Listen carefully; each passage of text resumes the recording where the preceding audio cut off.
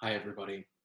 Welcome to our celebration of Constitution Day for 2020.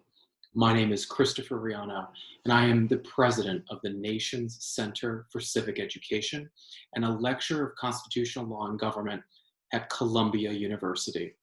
I want to thank you for joining us here as part of the Justice for All Courts and the Community Initiative, which is the civic education programming sponsored by the federal courts of the Second Circuit.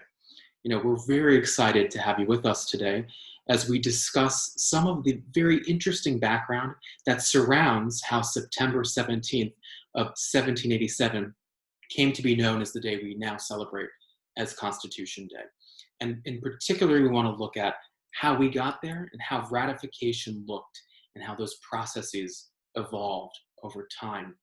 Now, I think one thing that's really important to start with is to think about why the Constitutional Convention was called in Philadelphia on May 25th of 1787.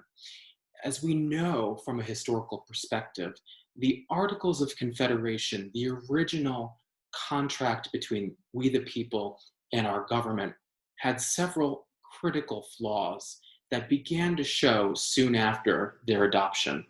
In part, one of the things that became readily apparent was the fact that the federal government of the states at that point only had a single branch of government, the legislative branch.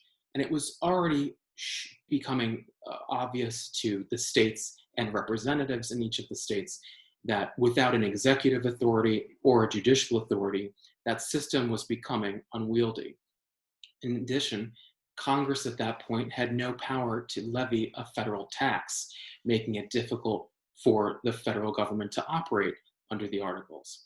There was no way for the Articles to allow for the federal government to enforce treaties against the states, and individual states began to create international treaties that would benefit the individual state as opposed to the states as a whole.